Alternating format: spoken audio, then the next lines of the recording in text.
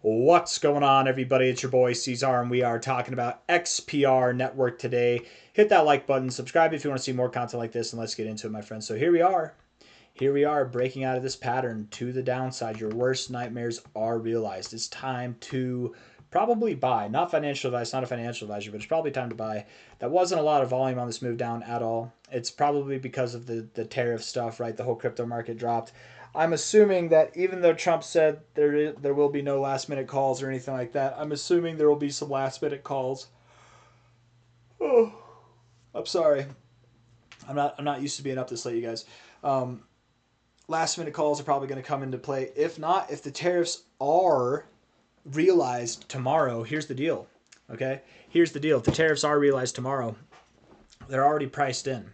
They're already priced in. What do you call a market-wide drop that leads to this kind of calamity in a 24-hour basis? I would say that it's, if not completely priced in, to a significant point, it is priced in. So it wouldn't surprise me at all if you sold the hype of the tariffs or the de-hype, whatever it is, and then you bought the news, right? Have you ever heard buy the hype, sell the news for bullish events? Same kind of concept, but for negative events, right? You sell the hype of the news, and then you sell the hype, and then you buy the news once it comes out. I would expect if tomorrow the tariffs do get put into effect, it would result in nothing more than a prime, absolutely ideal buying opportunity. And shortly thereafter, we would start to pump. I wouldn't. I would fully expect that the markets continue to grow after whatever happens tomorrow happens. Okay, we're at about, and tomorrow's Tuesday. Tuesdays, man. Tuesdays are kind of crazy days. Let's see, 0.00424949. The only reason I say that is I'm pretty sure that Tuesdays are days that the SEC likes to make decisions to. Tuesdays is what I remember. But anyways, I'm digressing here. Finding support at this prior area of support. I did mention yesterday how we were, and not just yesterday, but over the coming days, over the past few days, that we've been at this apex point of this pattern. We were basically at the point where we would have to break out over the coming days, and it looks like we're breaking out to the downside. I did mention, though, that patterns like this are notorious for fake outs. I mean, we've already had a couple fake outs to the upside already, and then coming from here, we're having a fake out to the downside now. I don't anticipate that we move lower. Looking at the 4-hour RSI, we're at the oversold zone now. If we were to move lower, it's going to be by a very insignificant amount, but let's just see. Let's entertain the idea of moving lower if we were to move lower. Let's see. High to low. Oh man, I'm yawning so much. If we were to move lower, I would think we hold 0.0038 to 0.0022 somewhere in this zone. We're going to hold that as support. If we move lower, that would mean that the lowest price that you have to expect would be something of a 10% move to potentially a 25% move, and it's never fun. It's not fun watching a 2% drop, let alone a 10% drop or more. But I do think that this is the low itself. We're not talking about these prices because I expect them to happen, but just in case they do, that way people don't panic sell. They understand this is a buy zone, not a sell zone, my friends. Not financial advice, not a financial advisor, but don't sell the lows, okay? Likely we do recover one way or another. We will recover, and when we do, I would expect that we get the full strength of this pent-up aggression that you've been forming over the past month and a half now. Likely that aggression will be exacted on the prices of about 2 cents and beyond. I think 2 to 5 cents are very likely target areas to encounter. If we put a resistance point here, not just 2 and 5 cents, but somewhere between 2 and 5 cents is what I should say. Zooming out, maybe going on a weekly basis, yeah.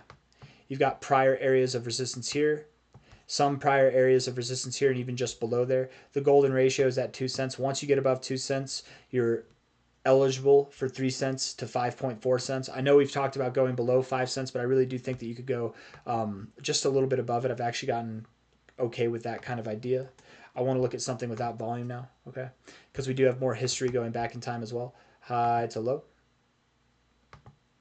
The golden ratio here is at just below 2 cents, and the 2272 here is actually just below 5 cents. But I would expect, tomato, whatever, something in this zone nonetheless is the kind of limit of what I think this move would be. And it wouldn't surprise me, even though that's the limit that I would give it.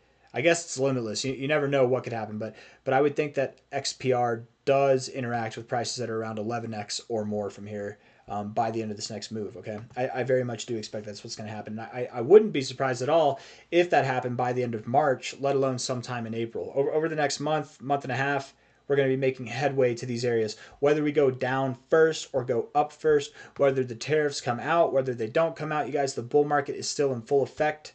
Okay, I actually want to see. Let's just check on the dominance. I'm sure that it went up today because a lot of coins dumped, and Bitcoin dumped too, but a lot of coins dumped more. Yeah, the dominance came up, but it's a lower high. The last time we saw a candle like this, it resulted in us seeing a lower relative low and a lower relative high. So I'm not intimidated at all. Daily RSI looks bearish. This is actually good, right? You want the Bitcoin dominance to look bearish. You want it to move down. If it does, that usually encourages that the altcoins move up, because the only way that the dominance can move down, right, it's one of two scenarios, okay? The first scenario, and it's the most unlikely scenario, but we've seen it happen. We saw it, I think, the first time in history. It happened actually very, very recently. If the dominance is to move down, the very unlikely scenario would be that Bitcoin's moving down, but altcoins are not moving down as much. They're holding up better than Bitcoin. That doesn't normally happen, right? Bitcoin does not normally drop more than the altcoin market. If Bitcoin drops more than the altcoin market, it loses dominance in the total crypto space, and that doesn't happen. When Bitcoin drops, everything drops more. And I think this past 24 hours is a prime example of that. Most likely, what happens, there's another way that this can happen where the dominance drops, and that's where Bitcoin is moving up, but altcoins are just moving up more. So in other words, you want this chart to be bearish because it would indicate that the altcoin markets, and likely Bitcoin too, are moving up in unison, okay? And it does look bearish. It looks like it wants to go down. So I'm not worried about that at all. My spidey sense, my crypto sense, my C-Zar tingle is tangling right now, guys. And I think it's telling us all that we're going to see prices that are not just at 2 cents, but likely something that's all the way up around 5 cents in the coming weeks, if not in the next like month and a half, something like that. We do have lower lows in the RSI, higher lows in the price. That's hidden bullish divergence. The goal for this week would be to close. We're at 5 days, 19 hours left in this week. The goal for this week, we're down 14.8%, would be to close green. You want to get this week back in the green. If you can do that, you'll avoid looking like you're finding resistance in the overbought zone and seeing lower lows, something like that. You could turn this beat around for the weekly RSI. If this week closes green, you'd be looking like you're moving up toward the overbought zone, and that's what you want to see. You want this thing in the overbought zone. You do your best work when you're in the overbought zone, right? You got overbought here, literally right here, on this week here, and you continue to move up afterwards. And then after being in the overbought zone, getting primed, showing some strong readings, once you got back into it here, you saw some phenomenal growth in a very short amount of time. I mean, that week there was a 252% week. I'm assuming weeks like this are coming. It could be this week that we see a week that is, over 20% in growth, over 50% in growth. It could be next week, but certainly sometime throughout the rest of March, I anticipate we're going to see some very phenomenal movements up. I want to look at one more fib, and then we can end the video here. From a high to a low, 1886 resistance, wicks below, all the way down there, whatever. Yeah, if we went lower, like a little bit lower is what I could see, but I don't even think that we go lower, guys. I think that was the low. I think that the tariff scares are priced in. I call them scariffs. They're priced in, and we're likely going to move up from here. Whether it's today, whether it's tomorrow, whether it's next week and we move lower first, whatever. It's going to happen inevitably. You just got to be patient.